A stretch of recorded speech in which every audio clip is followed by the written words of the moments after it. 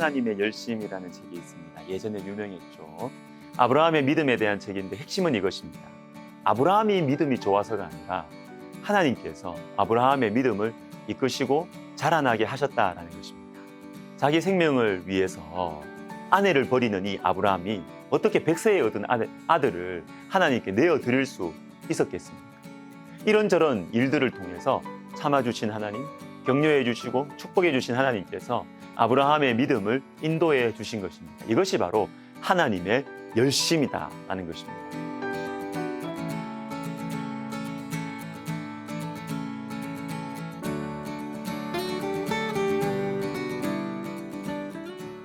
오늘 본문 1절부터 4절을 보시면 지혜가 계속해서 우리를 부르십니다. 지혜가 부르지 아니하느냐, 명철이 소리를 높이지 아니하느냐, 사람들아 내가 너희를 부르며 내가 인자들에게 소리를 높이노라. 자, 우리를 자꾸 부르시는 하나님의 모습, 여러분 이것이 하나님의 열심이죠. 잠언으로 생각해 보면 이렇게 생각할 수 있잖아요. 그냥 지혜가 이런 거다 발표하시거나 설명하신 후에 마무리하시면 됩니다. 그런데 지혜가 이런 것이라고 설명하신 후에 또 오늘 본문에서는 소리를 높여서 우리를 부르고 계십니다. 부르세요. 이 지혜를 가지라고 부르시는 겁니다. 이 지혜의 말씀을 꼭 들으라고, 그래서 죄의 유혹에 걸려 넘어지지 말라고 소리를 높여 부르고 계시는 거예요. 이게 바로 하나님의 열심입니다. 사랑하는 여러분, 하나님의 열심이 없다면 우리는 미련의 길로, 음녀의 골목으로, 음녀의 집으로 갈 수밖에 없습니다. 시편 111편이 잠언과 비슷합니다. 마지막 10절을 읽어드리겠습니다. 여호와를 경외함이 지혜의 근본이라. 그의 계명을 지키는 자는 다 훌륭한 지각을 가진 자이니 여호와를 찬양함이 영원히 계속되리로다. 자, 여호와를 경외함이 지식의 근본이라. 잠언의 핵심 주제가 이 시편에 나옵니다. 그런데 이 말씀 앞에 9절의 말씀이 나왔는데 그 9절은 바로 이 한마디의 말씀, 이 말씀을 하기 위한 것이에요. 어떤 말씀이냐 하면 대략 제가 읽어드리겠습니다. 1절, 할렐루야 내가 정직한 자들의 모임과 회중 가운데에서 전심으로 여호와께 감사하리로다. 2절, 여호와께 행하시는 일들이 크시오니 이를 즐거워하는 자들이 다 기리는도다. 5절, 여호와께서 자기를 경외하는 자들에게 양식을 주시며 그의 언약을 영원히 기억하시리로다. 그리고 9절, 여호와께서 그의 백성을 속량하시며 그의 언약을 영원히 세우셨으니 그의 이름이 거룩하고 지존하시도다. 자, 무슨 말씀이었어요?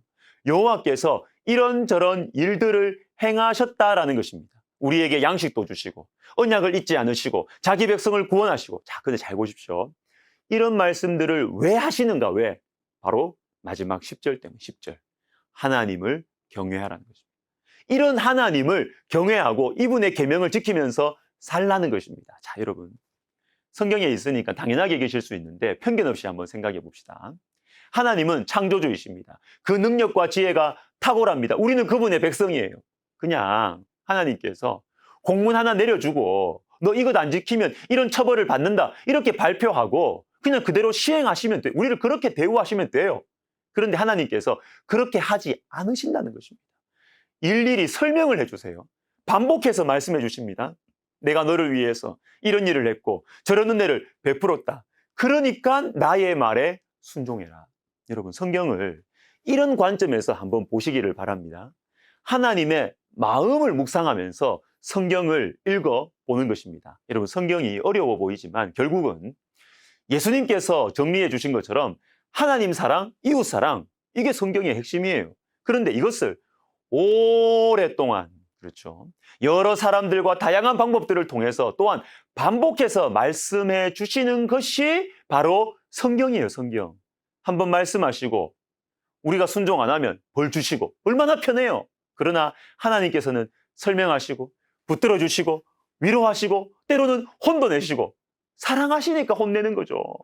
사랑하시니까 다시 기회를 주려고 잔소리를 하시는 것입니다. 하나님의 열심입니다. 하나님의 열심. 대표적으로 요나와 베드로를 생각해 볼 수 있습니다. 말 안 듣는 요나, 그냥 두시면 되잖아요. 선지자가 요나밖에 없습니까? 왜 이렇게 자기 주관이 강한 요나를 놓지 않으십니까? 요나를 위해서 막 파도도 보내시고 큰 물고기도 막 야근하고 그러죠. 박넝쿨도 주셨다가 또 벌레도 막 등장해야 되고요. 왜 이렇게 하십니까? 뭐가 아쉬워서? 베드로도 마찬가지 아닙니까? 3번 부인했습니다. 잘난 체 하다가 잘 됐어요, 베드로. 그냥 내버리면 되잖아요, 베드로. 끝까지 십자가까지 주님과 함께 했던 요한을 베드로 대신 들어 쓰시면 되잖아요. 왜 베드로를 찾아가시고 또 물고기도 구워주시고 또 3번 물어보시고 자존심 상하게 말이죠. 왜 이렇게 하십니까? 하나님의 열심입니다. 이 하나님의 열심이 요나를 바꾸었고 베드로를 이렇게 세웠고 저와 여러분이 여기에 있도록 한 것입니다. 여름 휴가 때 고향에서 제가 대학생 시절 은혜를 많이 받은 목사님의 설교를 듣고 싶어서 그분이 목회하시는 교회에서 예배를 드렸습니다. 여호수아 7장의 이 아간의 범죄에 대한 말씀이었는데 하나님께서 왜 이렇게 우리의 숨겨진 죄악을 드러내시는가? 사랑하시기 때문이라는 거예요. 숨겨진 죄악이라는 주제를 가지고 성도들의 어두운 사생활을 맹렬하게 지적할 수 있지만 그게 필요할 때도 있지만 그러나 여러분 하나님의 마음을 묵상해 보십시오. 하나님의 마음을. 그 설교를 듣고 나서 제 속에 정리가 되는 것이 있었습니다. 성도의 자존감에서 죄에 대한 민감함이 나온다. 하나님과의 관계에서 성도의 자존감이 생긴다. 나는 하나님의 사랑받는 자이다. 그리고 성도의 자존감에서 죄에 대한 민감함이 나온다. 하나님께서 나를 사랑하시기 때문에 나를 소중히 여기시고 그러므로 나는 함부로 살 수 없다.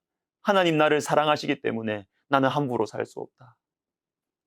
여러분, 하나님의 마음, 우리를 향하신 하나님의 열심, 이것을 한번 묵상해 보세요. 내용을 알고 내용을 전달하는 것만이 아니라 우리를 향하여서 소리를 높여 부르시는 하나님의 이 뜨거운 사랑을 한번 묵상해 보십시오. 성경에 나오는 무서운 말씀까지도 하나님의 사랑의 목소리로 들려올 것이고 우리는 우리의 삶을 함부로 살 수 없을 것입니다. 기도하겠습니다. 하나님 아버지,